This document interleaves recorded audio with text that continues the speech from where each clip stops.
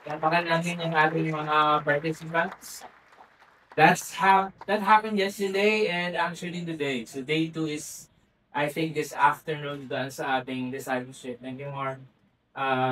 And if you want to know what spiritual foundation is, it's basically that, right? We want deeper foundations. And kung naririnig niyo yung Victory Weekend before, okay, ano na po yun, mga lumipas na. Ayan. Lumipas na panahon because it's Victory Day that starts yesterday and then 10 more days or 9 more days. So, 10 days in total para mas lumalim tayo sa ating foundations. Because, kaya nga yung the house that was formed, or sorry, that was built on a rock was not shaken even if there is a big storm that came because it has solid foundations. And in our Christian life as well, we believe that only the foundation that can be built through Jesus Christ.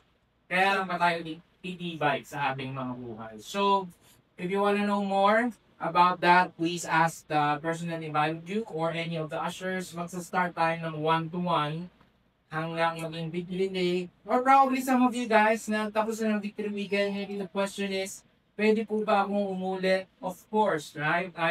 Yesterday I was in Victory Makati and I just thought uh, future hope, eschatology sa kanilang spiritual foundations, which is part of our topics. Again, these are things that we believe is very important for our Christian life. So again, spiritual foundations, one-to-one. I hope that we will have that part. Sige, game. I will start one-to-one with someone. Okay? We are on the second week of a 12-week series. Jesus greater than. And again, we are looking at the book of Hebrews. If you were not here last week, you can review our preaching sa ating mga social media pages. And this is written to the church in Hebrews. Okay, or sorry, the Hebrew church na hindi natin alam kung saan sila. We don't know the author din, hindi natin kilala. The life that they have there is very urban, it's very progressive, it's very, at the same time, very pluralistic. Sabihin, parang, okay naman yan si God, pero si Jesus ay isa lang sa aking mga option. Di ba? Parang, minsan parang ganun tayo, right?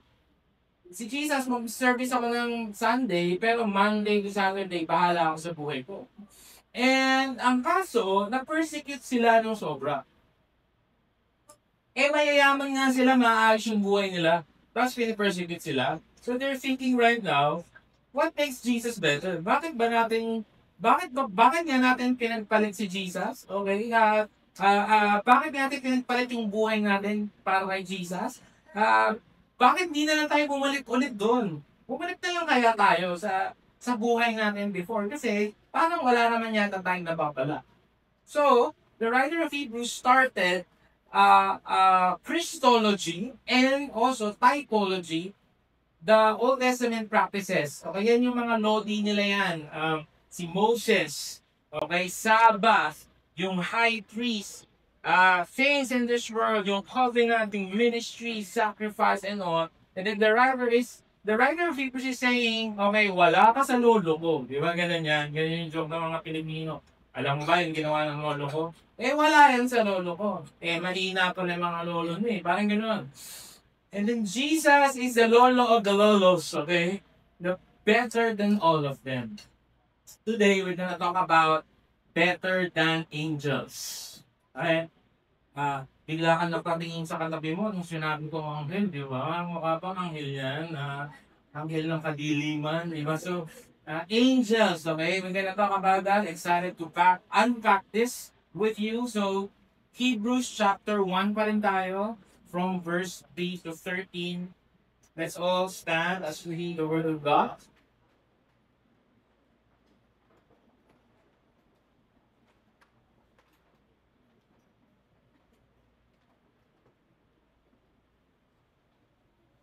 And again, we believe that we're actually kanina pa lang, But all the more, when we study the Word of God, when we read the Word of God, we are entering a sacred space and a sacred time with our Lord. So I encourage you to turn on your phones para po makakoncentrate tayo in hearing the Word of the Lord. So let's start with verse 3.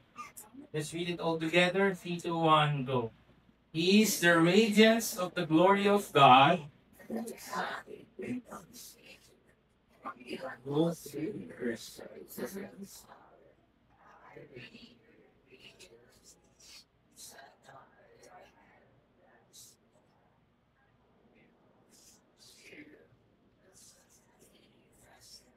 Is more excellent than theirs. For to which of the angels did God ever say, "You are my son, today I have begotten you"? Or again, "I will be him to a father, and he shall be to me a son"?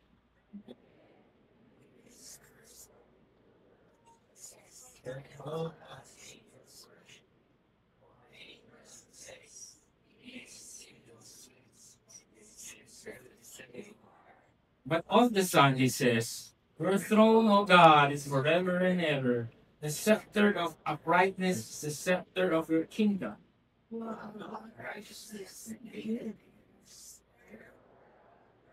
Has anointed you with all of gladness beyond your companions. And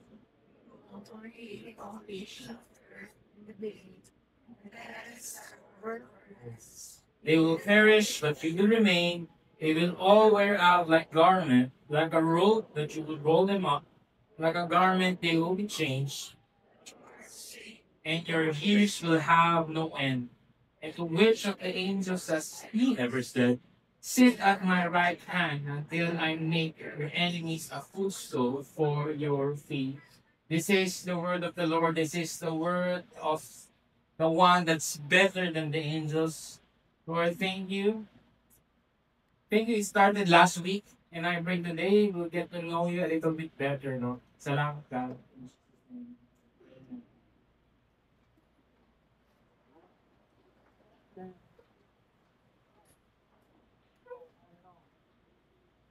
Wednesday morning, okay? Kung alam niyo yung last full show, may bago na ngayon. Okay, first full show. Kasi nanood kami ni Carmen ng Superman, Wednesday 12:01 a.m. Okay, bago yan. Hindi na yung pinaka-late, yung pinaka-una. 12:01 a.m. And so I am proud to say na isa ako sa unang nakapanood sa buong mundo. Okay? Ng Superman. And it was a great movie. Iba sa inyo, chat pa ako, maganda ko ba, Pastor? Maganda. Tapos, sabi ko maganda. Tapos makita ko nanood sila. Parang, ano ba ako film critic? Na parang, wala pa kayong tiwala sa sarili ninyo na kailangan sabihin ko pang maganda. But it's great. Usap kami ni Eman kanina, a whole geek. And we're talking about it. Ang ganda talaga. The other few years, medyo okay naman. No? Hindi naman as pangit as they say. But this one really has the potential to restart the DC universe. And in connection to the angels, I think maraming similarities si Superman sa mga angels. And kaya rin natin gustong manood ng mga movies like this is because tao nga lang tayo eh. Okay? Tingnan mo yung katabi mo, tao yan. Kahit ganyan yung tsura niyan, tao yan. Okay, tao tayo, mahina. So, sa totoo lang, pag meron sa ating, pinagtulungan tayo, tatlong tao, malamang hindi natin kaya. Right? Malamang mabugbog tayo or ma-hold up or whatever. So, gusto talaga natin the idea of a superior being that will rescue us. That is why, patok yung mga fantasy na ganyan. Kasi gusto talaga natin yung idea, yung security na whenever something goes wrong, someone will save me. And as I've said, Superman and the angels, we will talk about that today, they have a lot of similarities. Ano yung mga similarities nila? They are not humans. Angels are celestial beings. Okay, hindi sila humans. And also Superman ay from Krypton, the planet Krypton is an alien. Okay, so both are not humans. Both are beautiful creatures. Okay, kaya nga may mga kanta tayong tungkol kaya maraming kanta na pagka kinanta sa'yo, mukha kang anghel, di ba? Parang Junella na, ano nga yan? Muli kang liligawan na, hindi nga naranasan na, umibig sa anghel sa lupa. Di ba? Ganun. So, hindi ko sa inyo, sino si Janela? Janela Magdanang ba yan? Hindi. Sige, para makarelate ka, ano na lang. Girl, you're my angel. You're my darling angel. Bo! Yun, di ba? So, maraming kanta. O kaya, in the arms of an angel. Okay, so, pag sinabi ng mister mo, alaala, doon ka pang hili ngayon. Matuwa ka. Kasi, beautiful creatures yung angels. Okay, just like Superman, guwapo si Superman. Okay, ano ba? They possess flight. Wala yata anghel na parang manok. Hindi makalipad. Lahat yan talagang in all glory, in all splendor, lilipad yan. Okay, ganyan din si Superman. Not just flight, but strength, invulnerability, and all of these things, super speed and all. Kasi kailangan niya yon para maprotektahan niya tayo. Okay? Hindi ito yung merong binasa before na libro, mga walang kwentang superhero. Bawa, time travel. Pero 5 seconds lang. Di ba parang ano pa naman yan? Di ba 5 seconds lang yung sagad na time travel. Okay? Ito hindi. Kaya sila malakas. And also the angels, they are our protectors. They are our guardians, warriors, and all of that. And all of those things. But as beautiful as the angels are, and again, in the Jewish culture, angels were worshipped. Kasi ba naman, at wala kang mababasa sa Bible na nilumabas na angels parang, oy, sige, good. No! Manginginig ka sa tao dyan, boy. Kasi magliliwanag lang at di ba parang gano'n sa... Tapos, lahat sila napapa-worship ng angel. Okay, maglulud sila, matatakot, anong papagawa ko sa akin? Because these are scary, beautiful creatures. So, in Jewish history, angels are really venerated and really put in a pedestal.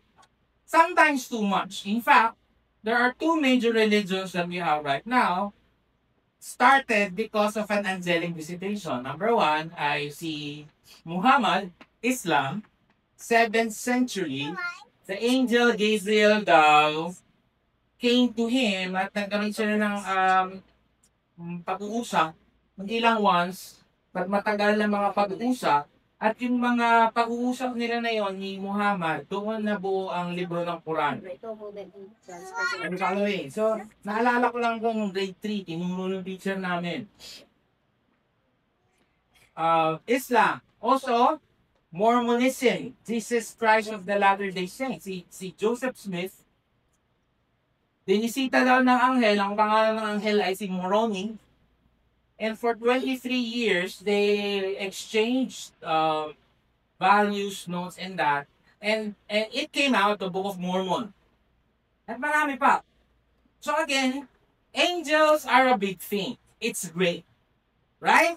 And we're not taking that away from them. It's just that the writer of Hebrews is saying, hey, baka masyado kayong ma-excite sa mga anghel, that's great and all, pero I know someone that's better than the angels. And he started off with that with verse 3. Verse 4, having become as much superior, sabi nyo superior, to angels as the name he has inherited is more excellent than theirs. Verse 5, for to which of the angels did God ever say? And I saw here is what we call an inclusio. Ibig sabihin, bookends. Pagka nakikita niyo yung mga bookends sa Bible, hanapin mo yung verse 5, ay yung starting verse, tapos hanapin niyo yung kamukha niya na verse sa dulo, parang bookends yan, okay? For to which of the angels did God ever say? Verse 13, and to which of the angels has he ever sent? So, ibig sabihin, the author, sinadya niya na, okay, tingnan niyo kung ano yung nakapalaman dyan sa verse 5 to 13. That's my point. And that's what we're gonna do.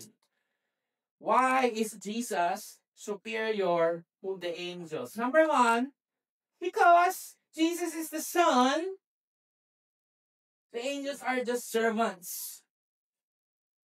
Jesus is the Son, the angels are just servants. Okay? For to which of the angels did God ever say, "You are my son, today I have begotten you." Sabi ng writer ng Hebrews, okay, G kayo sa mga anghel, pero meron na ba kahit isang anghel na sinabihan ng Diyos na ikaw ang aking anak? Ikaw ang aking nag-iisang anak. Meron daw ba? Verse, ayon sa baba, I will him be a father, and he shall be my son. So again, as beautiful as these celestial beings are, walang ibang anak si Father God, kundi si Jesus. By the way, this is what you call, itong mga verses na to, kasi si writer ng Hebrews ay gumagamit ng Old Testament text. This is from Psalm 2 verse 17 and 2 Samuel 7:14. This is what you call a messianic florilegium. Ibig sabihin niyan, ay gumagamit siya ng mga Old Testament text to prove more, to push more that Jesus is indeed the Messiah. Okay? Mike, palakas mga ng konti sa monitor mo. So again, sabi nung writer ng Hebrews, okay, ang gaganda ng mga anghel, ang gagaling yan, ang lalakas yan, mga warriors yan, pero huwag niyo mga kalimutan, walang ibang anak si God. At wala siyang sinabihan nito, kundi si Jesus. So summarize natin kung sino si Jesus, at least in Hebrews chapter 1. He is the true Son of God, not just a metaphor, but literal. He's a literal Son of God. His sonship is fulfilled and revealed. That means it was prophesied before that he will come, and indeed, he is here now. He's eternal and divine. He is exalted in power and all of that. He is unique and unmatched, firstborn of all creation. Babalikan natin yung yan.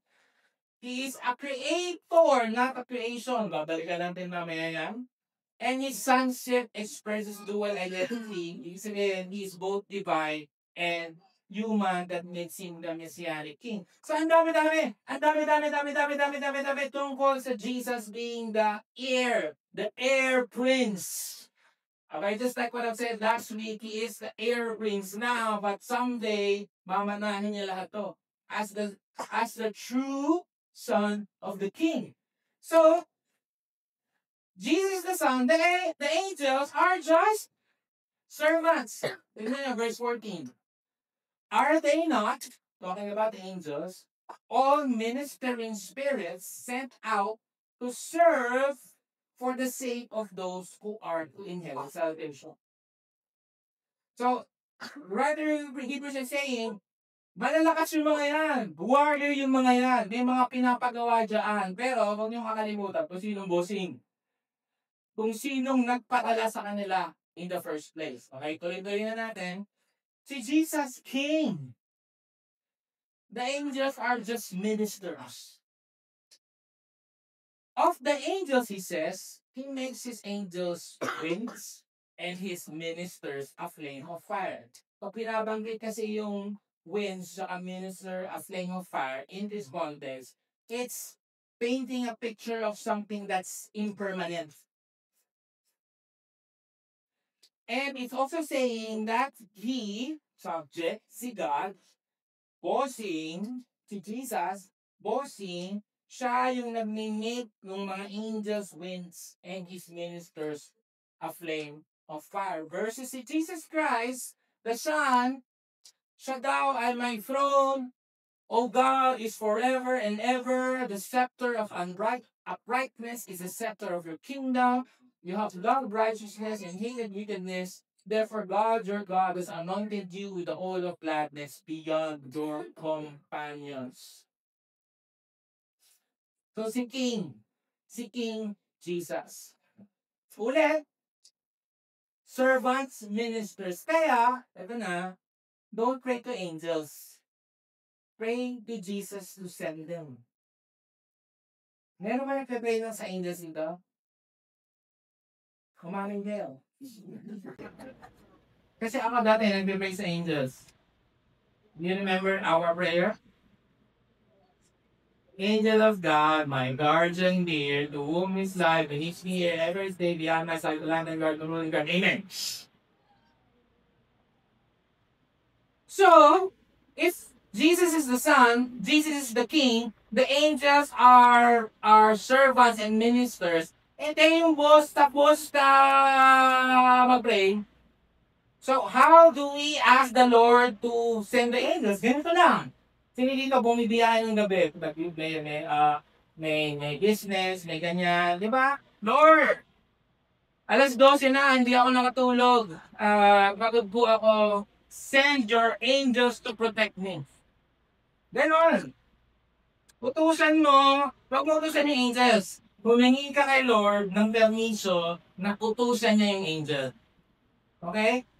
Utusan, Lord, pupunta. Makayan sila pa si Eric galing ng Busan. Right? May mga territorial spirits talaga dyan. I remember si Pastor Marlon and si David, kinamendo nila, they were in Macau, and they were this statue of Confucius there. Confucius is such a big thing in China. Parang joke yata nila. Parang joke. Ngayon, dahil siya si Confucius, na-confuse sila. Talagang parang... Tapos, eto, legit, nagkasakit si David. Yung nagkwento niya, sabi ko, pambira kayo, alam niyo na may mga territorial spirits dyan, ba't di kayo naghanda ng spiritual warfare? So whenever we go to an unknown place, right, you ask, Lord, send mo naman yung mga warrior angels mo, the Golden State Warriors angels mo, Lord. Pwede ba paunahin mo na sila doon para pagdating namin doon, wala na sila? Ganon. Okay? Utusan mo sila. Huwag mong utusan na Lord, nagugutom po ako, padala mo naman si St. Michael, padalang pizza. Anong pizza? Angelic, alam niyo ba yung itsura ni Archangel Michael, San Miguel, di ba? Ano yung logo ng San Miguel Beer, di ba? Meron na, alam, di ba? So, iniintay ko na eh. So, yung isa, di ba yung logo ni San Miguel, nakaganyan siya, tapos may demonyo. Because he's the great warrior Archangel Michael. Okay? Uutusan mo magdala ng pizza, ipapalit ka dun. Hindi ilalagay dun, siko'y sasaksakin dun. Isubukan mo utos, Lord, madumi po yung bahay. Send your angels to clean it. Hindi ganon. Pero whenever we're gonna do something, Lord, yung mga bata, wala akong kasama sa bahay, send your angels to protect them. Ito, true story, in our church in Davao, I think, or Mindanao, not sure, may missionary tayo doon, kasi secret pala to, dapat nang sabihin. Pero, legit, Jade, kailangan tanggalin sa, Jade, this is your view, tanggalin mo po sa video. Kasi delikado. Meron po kasi tayong mga missionary, underground to the Muslims. Ako baka may Muslim ba rin yun? Yeah, so this family, they were there in Mindanao or Davao, and we sent them there. I took it in global pala here. Di ba napag-gusto na plano? They were there to really share the gospel to the Muslims. Okay, in fact, may code name yun. Hindi, walang every nation campus, walang gano'n. Code name lang.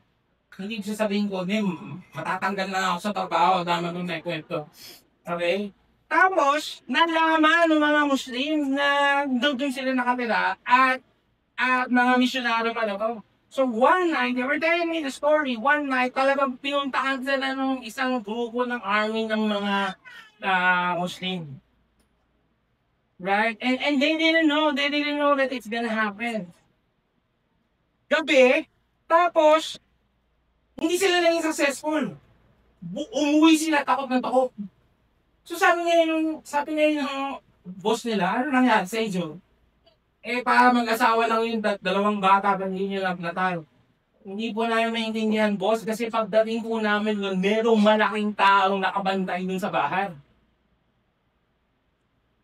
Naninigarilyo, kapre pala eh. Huwag nyo kasing iniiba. Kaya, sabi niya, hindi namin maintindihan. And they were telling me the story, alright? Again, I cannot verify if it's real or not. It's probably real. One of our missionary, sabi niya, merong isang malaking tao na nagliliwanag na hindi namin napasok yung bahay. Sino yun? Angel! Angel of God, warring angels that protects us.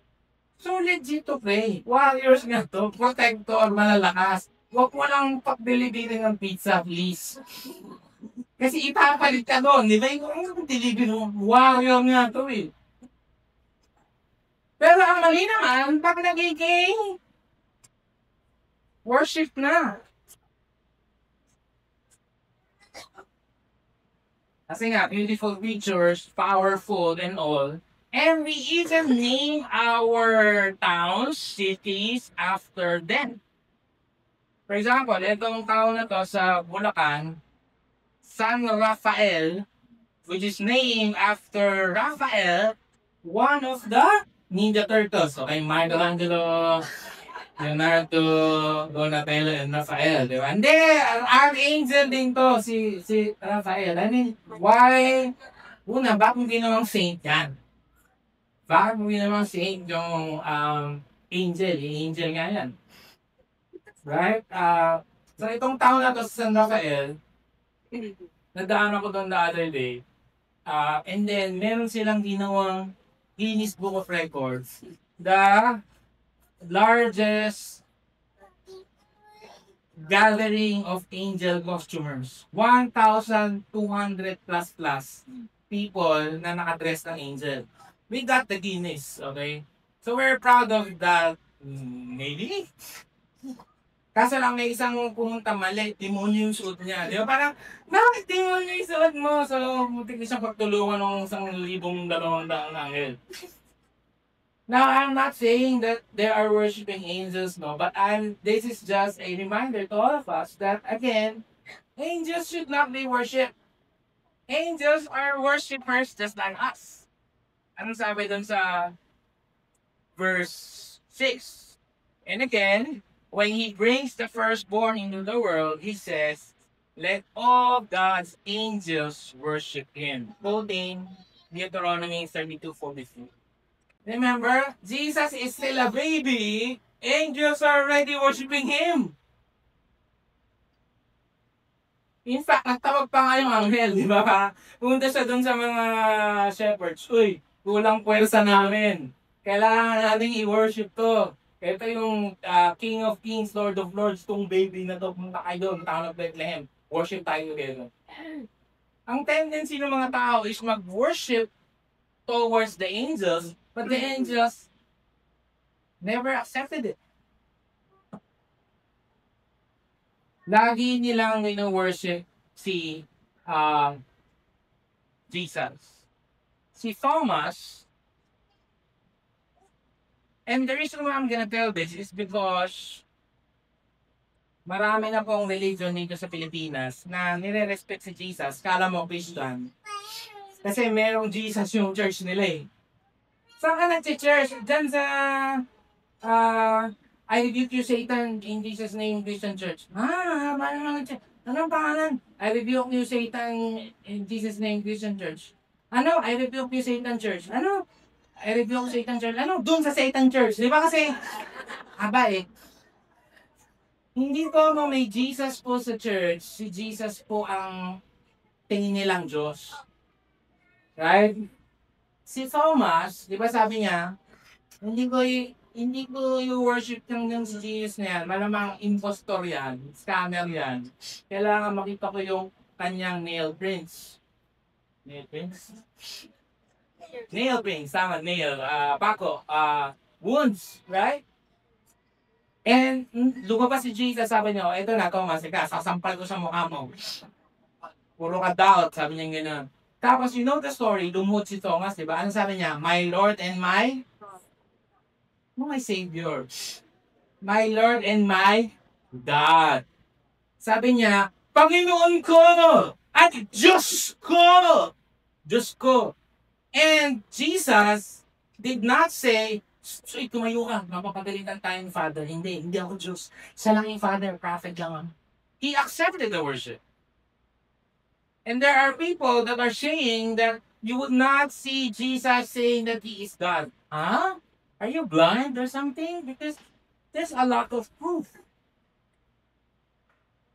Kahapon, yun nga, as I said, I was in Degree Makati. I taught one of their subjects sa Spiritual Foundation. One of their students is, ang matanda na po, siguro mga 350. So, matanda na. Matanda na po siya, pero all his life, yung religion niya ay, yun nga, may pangalan na Christ. Hindi ko na sasabihin kung anong church. Pero parang incomplete itsura ng pangalan ng church. Hindi na natin gagawin controversial, no? Parang, so,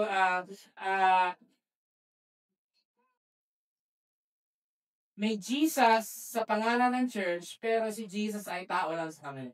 Ngayon, sabi ko, tatay, ano pong naiba? Kasi for 50 years, nandun siya sa church na yon.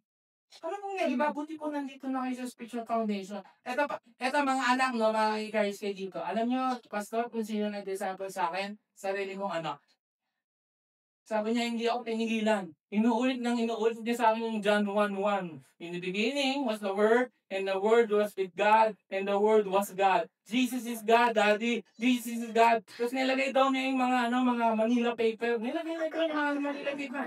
John 1:1. Sabi ko, Daddy, tanong lang po, no, bakit po hindi, parang clear naman po sa Bible, bakit po hindi po nakikita na Jesus is God? Eh, Pastor, bawal naman po kami magbasa ng Bible, tsaka bawal po kami mag-aral ng Bible. Ito po ay para lang sa mga ministro. Pero kami, magbasa kayo ng Bible. Ayaw nyo magbasa. Palitan nga dito eh. Sabi ko, basa kayo, ayaw nyo. Importante kasi yun. Sabi ni Thomas, My Lord, my God. Now, sabi nung iba, hindi daw sinabi ni Thomas na my God. Sabi, parang expression lang daw, parang, My Lord, my God! Parang ganun daw. Hindi daw legit. Yun yung sinabi nila, na expression lang, parang, Panginoon, Diyos ko! Parang ganun. Ang labo talaga, men. Di ba parang, oh my God, kung si Jesus pala yan, oh myself. Di ba ganun siya? Diba? Oh myself. Important yun. We will not worship angels because they are just creatures and Jesus is the creator. Si Arius, isa siya sa nagpasimuno na si Jesus ay propeta, teacher, leader, gayahin natin, pero huwag natin siyang i-worship. And I think, there's a lot, yung mga sinasabi ko sa inyong kulto, tawag ng kulto, ay branch of Arianism. Kay Arius.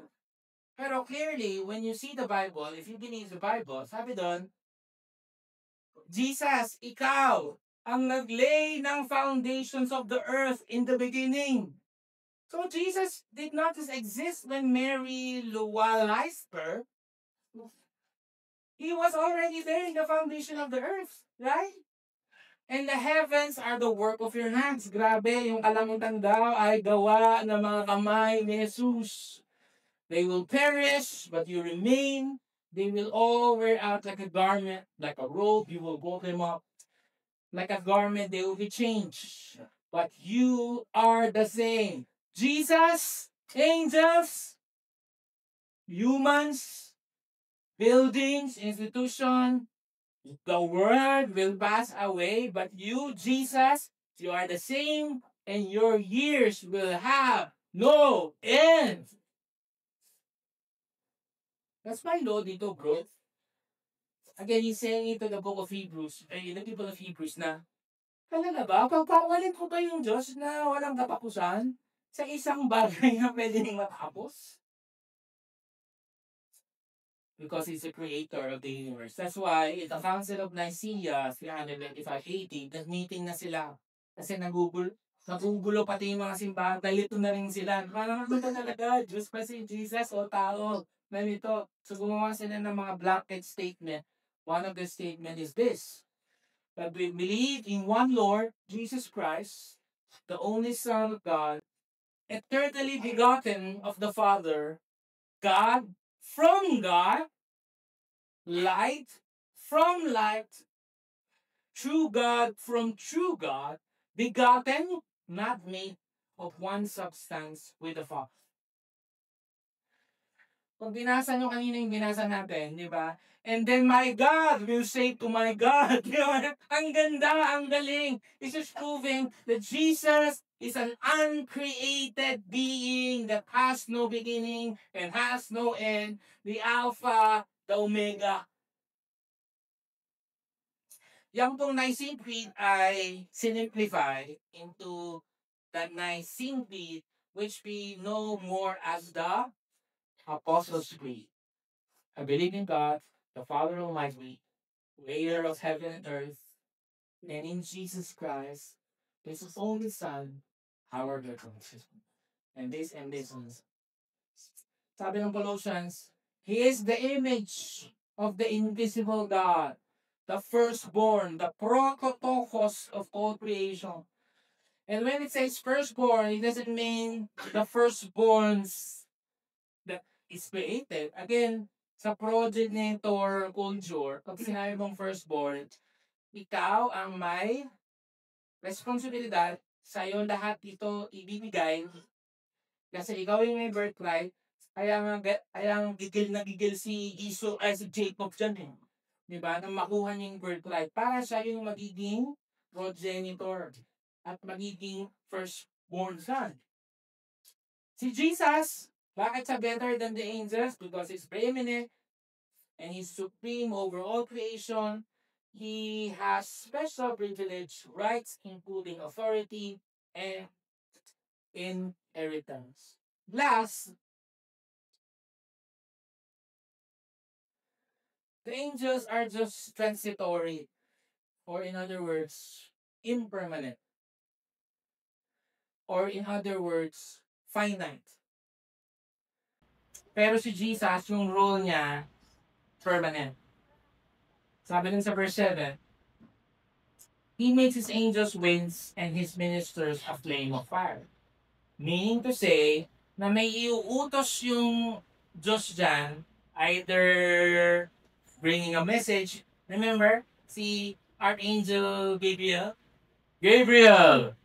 Pakisabi nga kay Mary that she is blessed amongst women and blessed is the fruit of her womb, Jesus. Sige po, say it. Pero after nun, wala ang kwento eh, tungkol sa mga anghel. Utusan lang, okay? And I'm not sure of this, no? But I don't remember a story in the Bible where yung angels yung lumalaban. Because angels brought me here, di ba? If you can see, di ba? Wala. Ibig sabihin, ang dami-daming mga and the angel has flown away. Kung ano na lahat ng angels ang naisip ko. Wala. Ang lumalaban sila Joshua. Ang lumalaban yung mga tao. Pero, si Lord, nililimited niya yung role ng mga angels. Protecting, ministering, judgment, and then banish from the sea. Versus si Jesus na His throne, O God, forever and ever. The scepter of uprightness is the scepter of your kingdom. You have love, righteousness, and hated wickedness. Therefore God, your God, has anointed you. Sabi pa dito, verse 13, and to which of the angels has He ever said? Meron na daw ba siyang sinabihan sa kahit anong mga anghel na sit at my right hand until I make your enemies a footstool for your feet? Wala. Si Jesus lang binigyan niya ng authority. Sabi niya, umupo ka dito, anak ko, at lahat ng mga kalaban mo, papatumba mo. Dahil ikaw ang lodi, ikaw ang pinakamalakas, at ikaw ang nagde-deserve lahat ng honor and glory and praises sa buong mundo, ang nag-iisang Son, Heir, tagapagmana ng lahat, Jesus Christ. Sabi niya, come to think of it,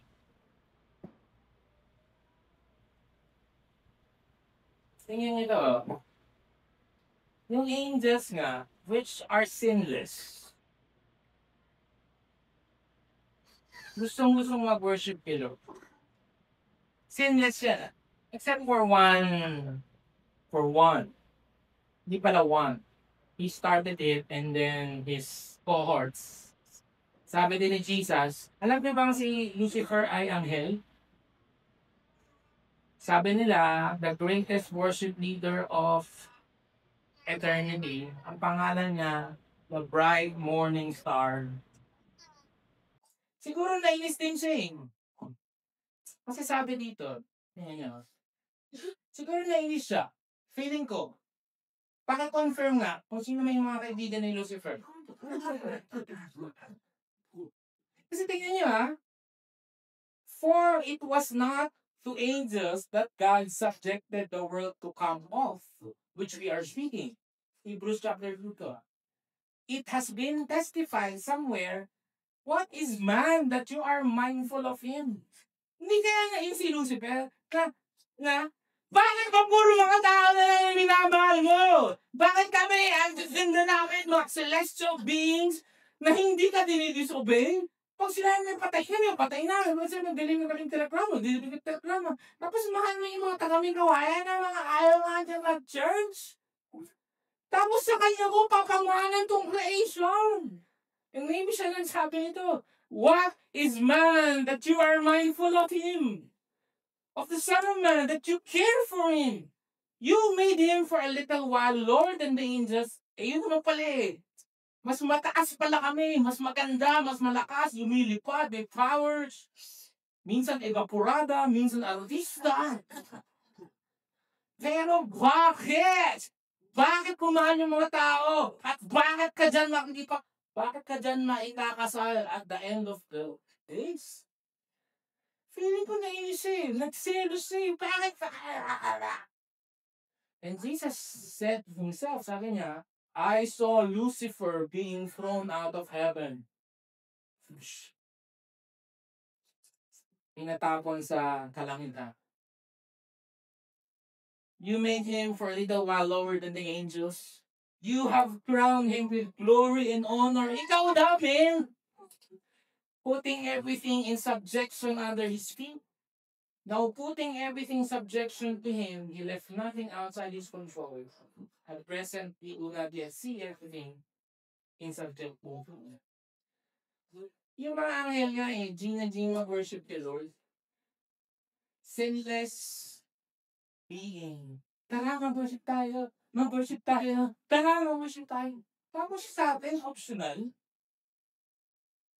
Eh tayo nga sinful.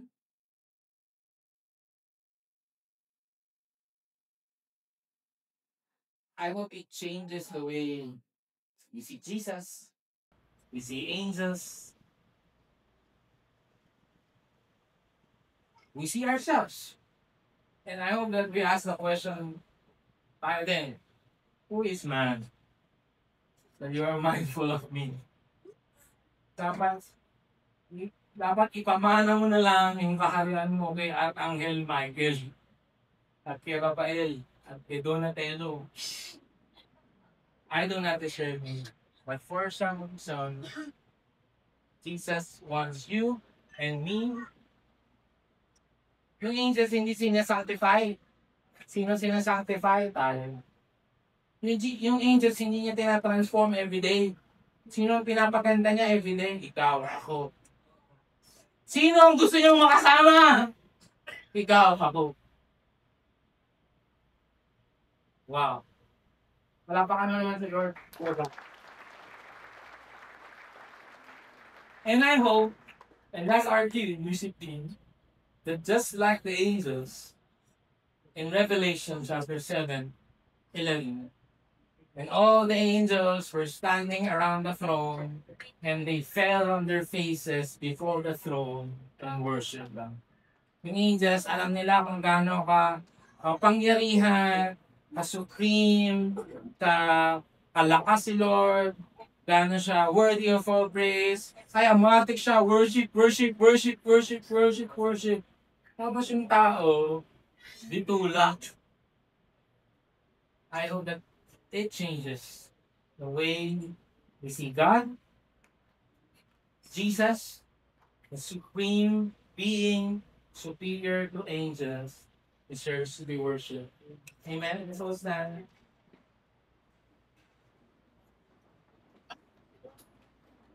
Lord, we again repent. I don't think someone here worships angels naman. But it's a good reminder, Lord, na as beautiful as they are, nakakaya kaya yun. I mean, kaya nga na-i-equate yung angel pag maganda. Oy, ganda mo ngayon, makakangangel, nandiliwanag ka. Kasi, we're trash compared to them. Mas matigas pa ulo namin. Yung mga anghel, pag sinabi mong gano'n, gagawin nila. Kami, dahil sa patikasan ng ulo, hindi pa rin. Pero, for a reason that I will never understand, you have given everything to us. Co-heirs to us. Thank you for that. I pray, just like the angels in Isaiah 6, for all eternity down. And in Revelation, for all eternity now, singing, Holy, Holy, Holy is the Lamb. Holy, Holy, Holy is the... Kasi kita nila ikaw eh. Kilala nila ikaw eh. They know who you are, your worth. Kaya kahit for all eternity, yun lang gawin nila, they're fine with it. Holy, Holy, Holy is the Lamb. I pray, Lord, na-transform kami. Again, I've said this last week. Hindi ko talaga namin kayo kilala. So thank you that week 2, we have known you a little bit then. Comparing to angels, majestic, beautiful creatures, but you are better than them in every single way. We want to worship you today. We want to worship you today, Lord. In Jesus' name. Our God who sits on the throne, He shall reign forevermore, and His kingdom will never end. Come on, church, let's worship the King. Come on, let's worship the Lord. Every time confessing His King, as we worship the name of Jesus, we give Him the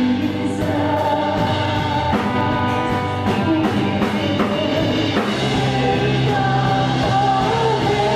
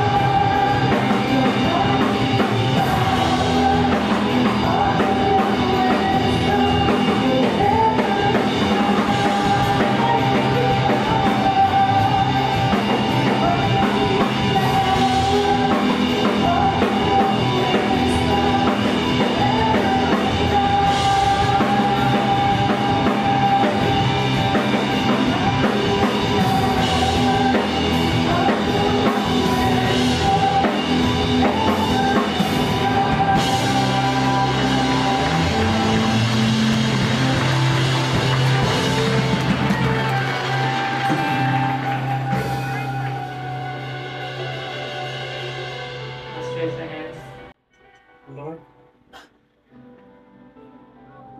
Lord, I just pray for our people today. I pray, Lord, wherever they go, I pray you send your angels to guard them, to guide them, protect them. I pray, Lord, as you said in your word, that no weapon formed against us will prosper. Yes. I declare, Lord, victory against uh, the enemies, victory against the forces of evil wherever they go. Salamat, Lord, kasi hindi magtatagumpay ang kahit sino man sa mga pinakagawa mo sa amin. Thank you, Lord, because you are King, and these angels are just your servants and ministers, Lord, doing what you want for us.